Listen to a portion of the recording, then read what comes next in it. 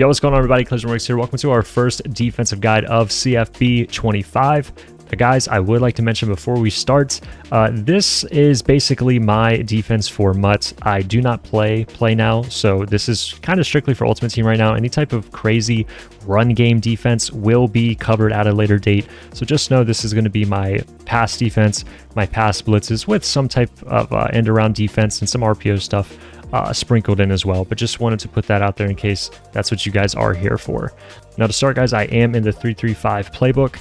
Primary defenses we're going to be talking about here are stack and 3 high out of the 3-3-5 form.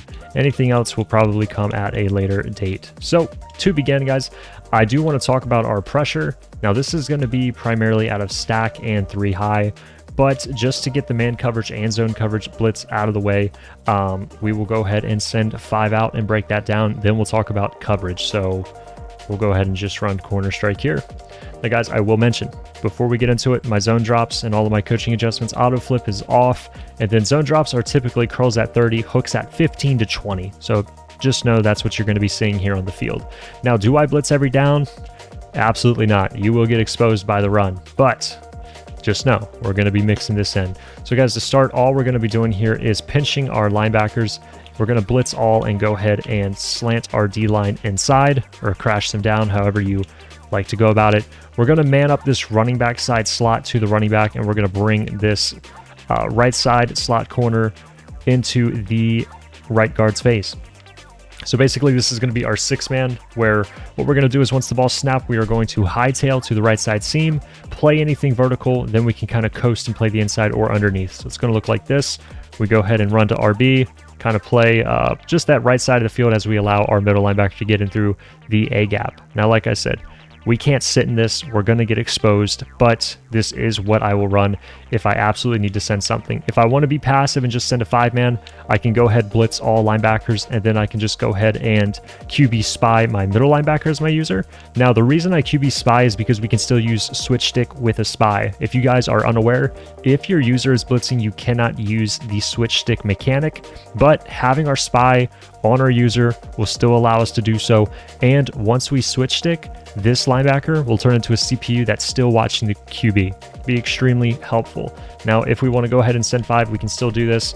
Just a lot of stress here on the middle as we basically pray for sheds underneath. And typically when I'm doing this, I forgot to mention I am going to shade underneath. That way, any type of quick throw is taken away, underneath. So again, not an immediate pressure, but pressure over time will get there when you send 5. All right, guys, now for man, typically I just don't run man often, but still I want to discuss it because it is very much part of the meta. So Saw Blitz 1 is going to be the cover 1 blitz we're running. We're going to go ahead and pinch our linebackers here and blitz all, and then we're going to go ahead and bring this safety down above the left guard. Now, I know in the cover 3 blitz, I talked about crashing your D-line down. That is optional. If you are running the cover or the cover 0 one that we're doing here, I typically do not crash down because when you crash down, it can put your middle linebacker blitz on a left A gap, and that's just not really desired with how this blitz is set up with us using the left guard. So just keep that in mind. Finally, I like to do an inside shade, and then we're ready to go. Just simply play the running back, and then if you mix it in, you should be getting some decent pressure out of the A gap.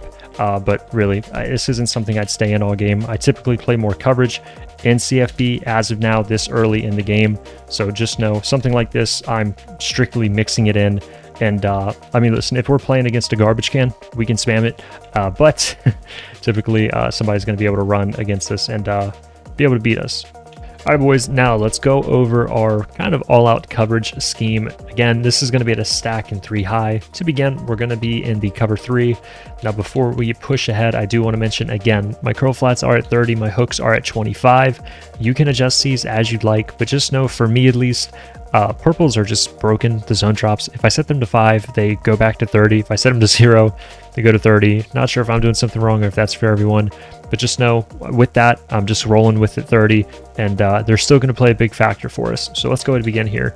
Cover 3 as our base defense. I guess we'll go ahead and run this against scat like we talked about in our last video, because all we're going to be doing here for this defense is, again, we're going to go ahead and pinch our linebackers, and we're going to go ahead and shade underneath. Now, No, it doesn't seem like much. This still can be easily beat, but opening the game out, this is pretty much what I'm doing. So are a lot of players, but what makes this a little different is going to be our hook curl. If they want to try to attack us on the right side seam, this linebacker is going to do a really good job playing back, getting in position to make a play on the ball because of his 20-yard zone drop, as well as the left side vertical hook. If they have some type of dig on the right side of the field or something that is crossing towards the short side of the field, this linebacker is going to be really easy to switch stick onto and make a play on the ball, or his CPU will just be there to make a play already. So just to keep in mind, if I were to run something like our scat setup, this will obviously beat it just because it is a cover 3 beater.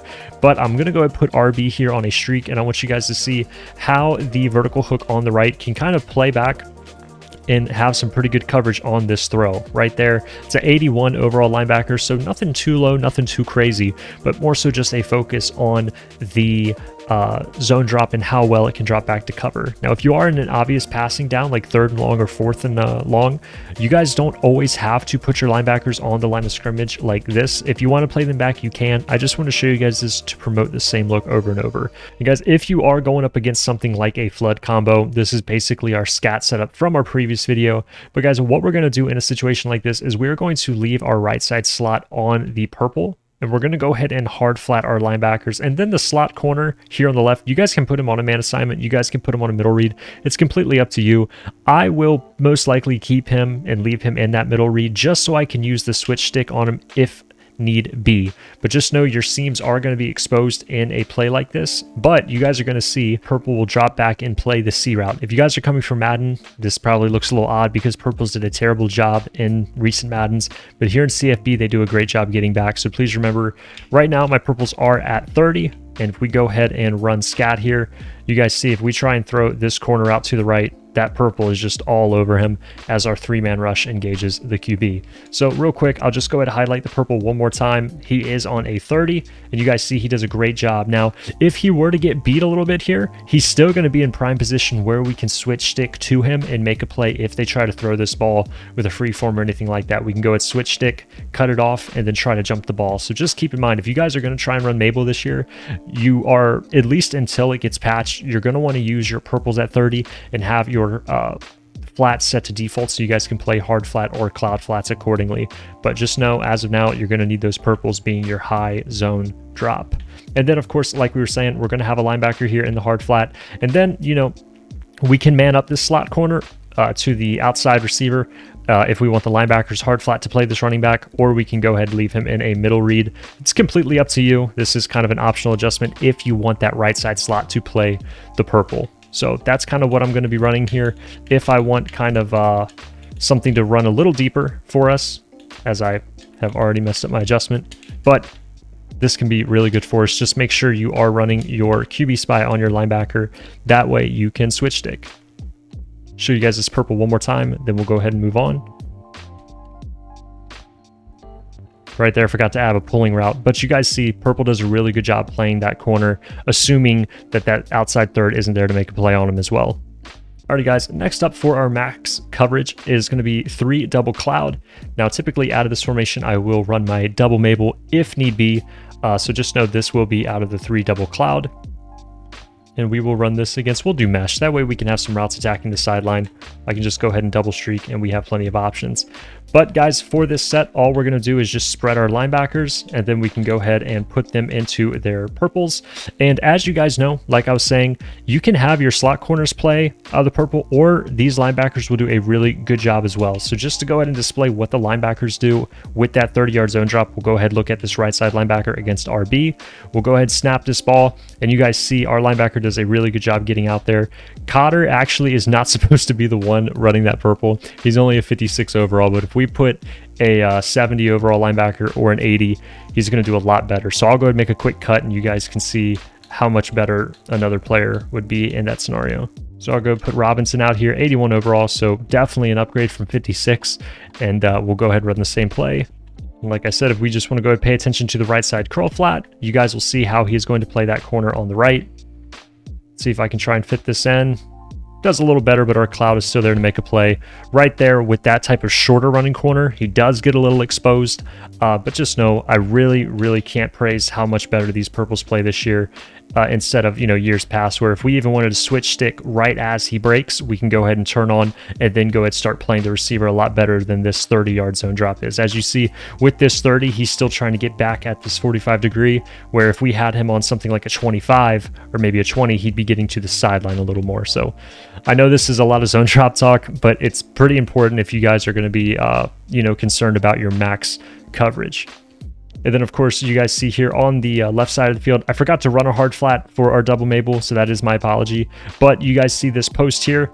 We go ahead and pass him off from our user, and then our 30-yard zone drop purple is right here to make a play on it. Like I said, if you need to scale back to 20 to 25, feel free to do so. Just know typically this corner is going to be playing low because he's going to be in a hard flat, and we can go ahead and switch stick to this outside linebacker and go ahead and bite down and make a play on the ball.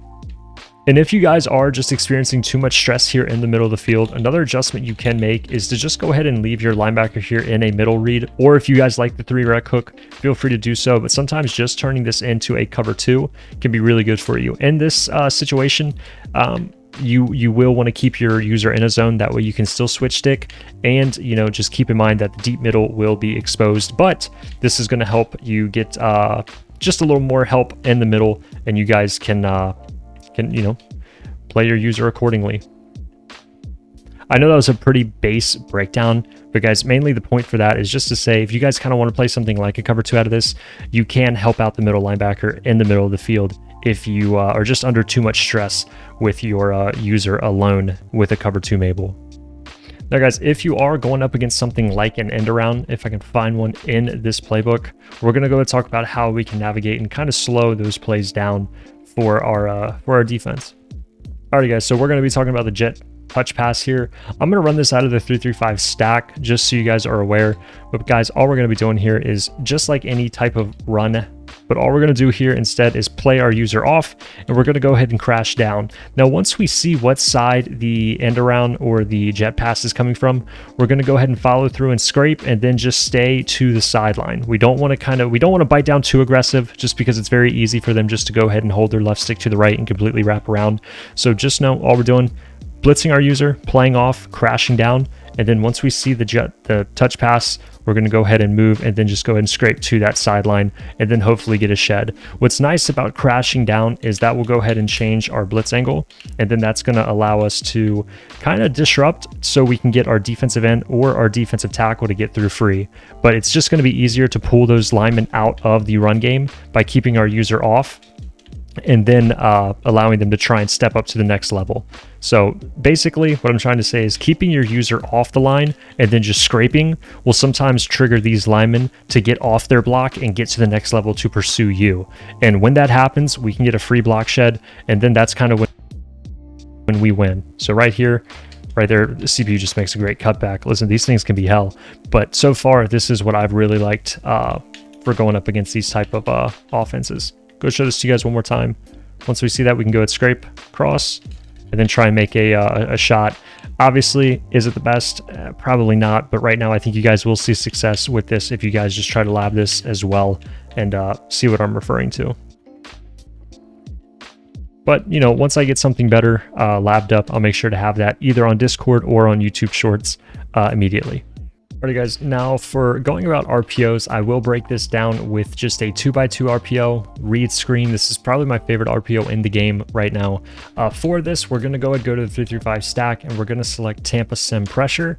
Now guys, for this, what we're going to do is man both of our linebackers to both of the RPO options. So this is what your play is going to look like. Again, if you know you're going up against a run, I like to crash down and then kind of put my user off, and then probably about 10 yards from the line of scrimmage, and then go ahead and try to gap shoot. So what we're going to do here is first show the run. You guys see, try and disrupt right there. What I was trying to talk about earlier, where keeping our lineman or our linebacker off the line can sometimes make the lineman go to us. And right here, we see the center engages with the DT, and then he just instantly sheds and then tries to play us, and then that allows us to blow up. That's not going to be super consistent, so make sure you guys are locking in with your user. But you guys see, man coverage does a really good job this year taking away those option keys. So right here, we'll go ahead and see that my user is actually the pass key. So I am responsible for the RPO, depending on where I move my linebacker. So you're not going to be able to see that on defense. That's why I like having these man adjustments available to us, where if they try to go ahead and throw this to the outside because I am the read key, let's say if I go like this. Okay, well now it's not working. Anyway, you guys are going to see the man assignment does a really good job in CFB compared to Madden at fully committing to that player, even though he's inside the box. I know in Madden 24, you'd sometimes have to pass commit and things of that nature. In CFB, it's just not the case, which can be really helpful. And if they try to throw the left side option, we have our linebacker here to go ahead and play him perfectly and get a tackle or disrupt the pass. All right, boys, honestly, I think I'm probably just going to wrap it up here. I know this wasn't the most extensive, huge breakdown on defense, but honestly, it's just because I haven't fully labbed enough and really found anything that I'm super confident in putting out there as a full guide. So right now, this is just the stuff that I run that I know works. CFB is a tough game defensively, but once we get something fully completed, I'll make sure to have that out ASAP. But as for now, I'm just going to leave this as a little mini scheme. Hope you guys enjoyed. If you guys have any questions, please just let me know. I'm sure there's something I missed that I can definitely answer in the comments. But thanks so much for your time. Thanks for watching. I'll see you guys in the next one. Take it easy. Peace.